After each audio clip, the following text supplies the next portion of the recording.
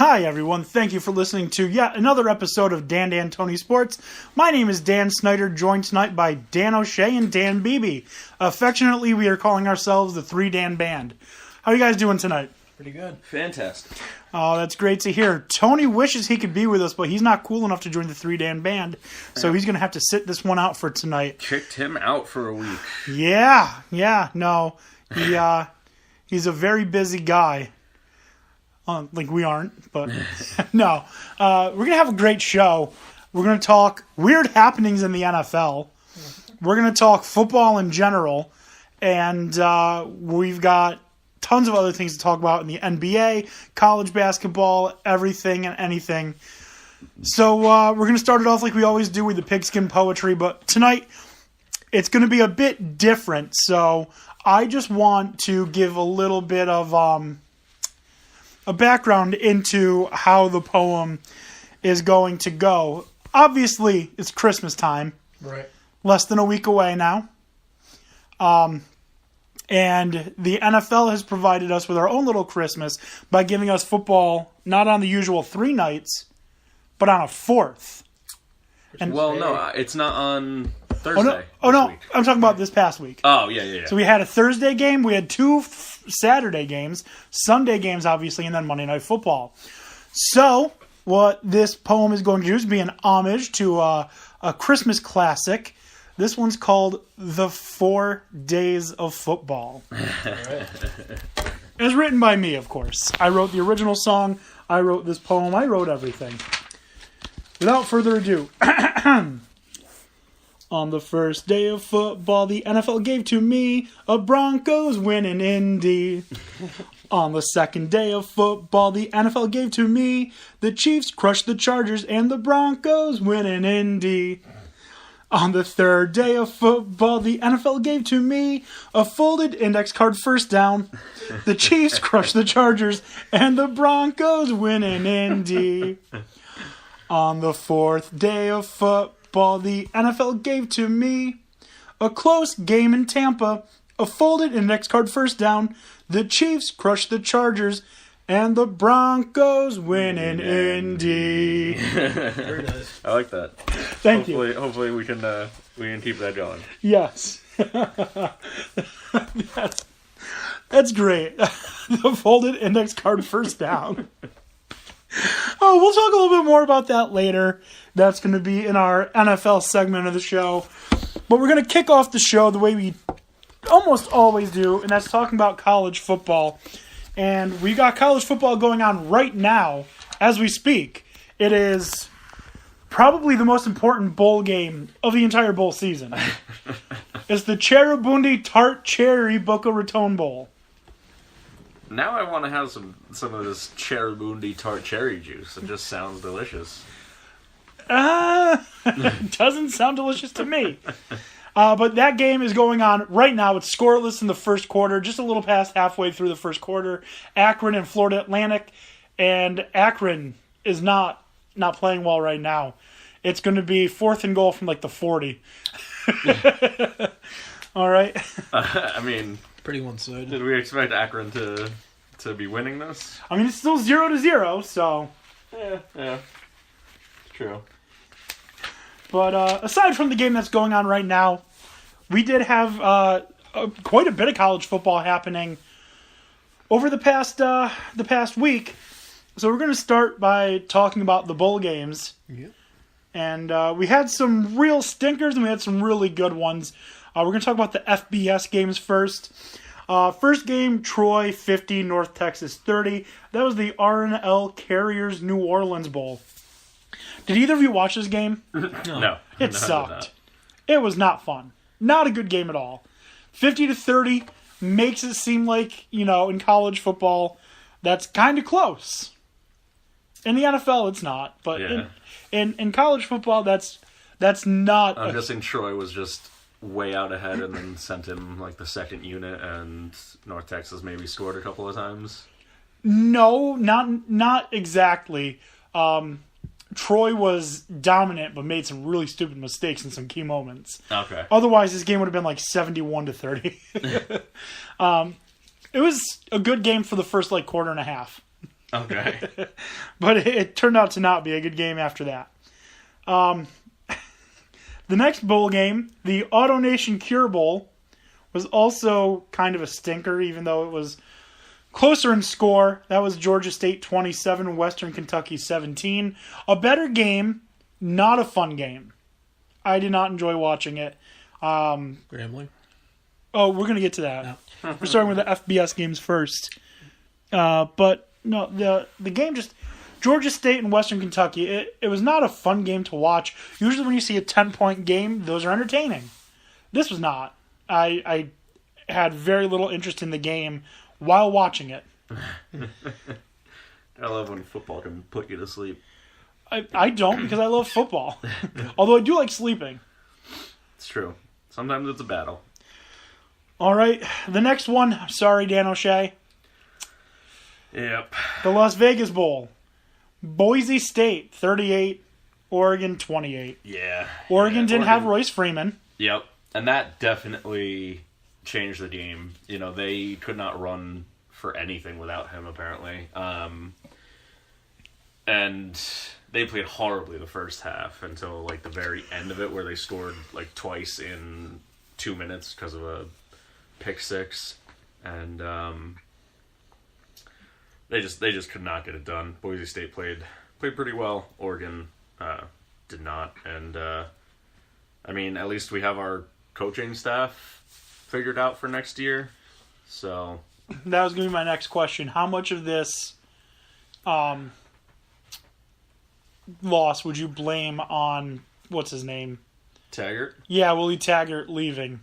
It I would seemed say like a lot of it. it seemed to me like it didn't affect it as much. What really affected was no Royce Freeman. Yeah, I mean, I think Royce Freeman was bigger than no Taggart. But I do think, you know, the lack of a head coach, and I'm sure the players felt abandoned. A lot of them have spoken out about that. You know, he made promises to them and, like, to their parents, and then just broke those promises. So I'm sure there are a lot of emotions going into this game. I feel like that's kind of the kid's fault, though. Like, you should never choose your school based on the coach, because that coach might not be there. The school should. I feel like a lot actually still do that, though. I mean, that's why we had, you know, a lot of decommits for Oregon after Taggart announced that he was departing. You know, because when you see a coach getting success and then they move elsewhere, then, you know, you might be a little nervous as to who's going to follow that up. You know, it shouldn't solely be based on the coach, but I think it definitely plays a large role. I'm not saying it doesn't. I'm just saying it shouldn't. Yeah. Like, if your determining factor where you're going to go play school or play football is I want to play for a coach that may not be there next year, then your priorities are not where they should be. I feel like you should commit to a school, not a coach. Coach being an added benefit. Mm-hmm. Like if you know, I just can't determine if I want to play at Arizona State or if I want to play at Mississippi State. You know what? I think I like Herm Edwards a little better. I'm going to go play at Arizona State. But you know what? I'd have been fine with either. Yeah. That right there, using it as a determining factor, maybe. But not like, oh, I want to play for Lane Kiffin. That's a bad idea. I'm going to go play for Lane Kiffin. Although we'll talk about him in just a couple minutes because something big happened with him. Mm-hmm. But I have absolutely no remorse for kids who are lied to by Willie Taggart. If you're choosing your school, no, this wasn't recruits though. This was actual team members before he left that were, you know, asking like, "Are you coming back?" And he says yes, and then doesn't. Like, don't say yes. That's all he had to do is not make them promises and then, you know, turn his back. We have a listener, Tony Cosper. Casper? That's a weird name, but okay. Yeah. Yeah, he said, too much of a gamble for the kids to base decision on coaching or potential playing time for that matter, because who knows where they recruit at your position elsewhere. It's a good point there, kid. Thanks for your comment. Do we have a listener named Nate, maybe? Someone we can mock? Someone to give a rebuttal? Thank you! Bless you. Oh, thank you. It's allergy season. And by the way, you said butt. But no, I understand also with the kids there, but like, you got to know that the coach is probably not going to be coming back if all these beautiful jobs are opening up. Like, if, let's say Greg Gattuso, the coach at UAlbany, if he says to the UAlbany students, like, guys, I'm coming back. I'm going to coach another season. And then, like, Florida State's like, hey, Gattuso, so we have a position open. Do you want it? He's not going to be like, I told the kids in Albany that I'm coming back. You know what I mean? Not saying that Oregon and Albany are equal. There is an Albany in Oregon, though. Albany, Georgia, too. Yeah. But, like, Florida State, that's where he went, right? Florida State. Yeah. That's a dream job, even for people who don't like the school. Like, I would like to coach at Florida State, and I hate Florida State. Tony says, Nate's life is a mockery. Oh, yes it is. Yes it is. He's a Michigan fan, so that's absolutely correct. Life is a mockery. All right, we're gonna move on now. The one game that we were all wrong about in our picks, but I somehow got it correct in our bowl challenge. Marshall 31, Colorado State 28. Which, by the way, I didn't glance at that. I have one loss in the bowl challenge so far, and if that's the only loss I get, I'm going to be super pissed off. Because if you have perfect 41 for 41, you get $1 million. And if this is going to be the one thing that I don't get right, which was the Western Kentucky game, I'm going to be pissed. Is that the the tournament for basketball? Is it Yeah, something like that. Who puts up the money? Is it That's ESPN. I was doing my bowl ESPN. picks, and I don't know if I actually hit submit, which is kind of worrying now because You had submitted a few of them. okay, Yeah, I think. What's your team name? probably just my name or something. I don't know. until you sent me the link the other night, I almost wasn't even involved with our group. I'm like, so I finally got to work through the app. So, Yeah. but that's the only one I did. I was thinking about doing a couple, but yeah, I gotta check on that.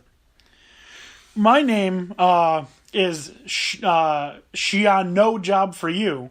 Obviously mocking Greg Schiano for not getting that Tennessee job. How about Oh, some is of that what that is? Yeah. Christine's, I came up with it, and I love it. It's The Bryce is Right. For Bryce Love. Nice. Love it. Excellent. I think it's the best. I think it's the best name I've come up with in any fantasy anywhere.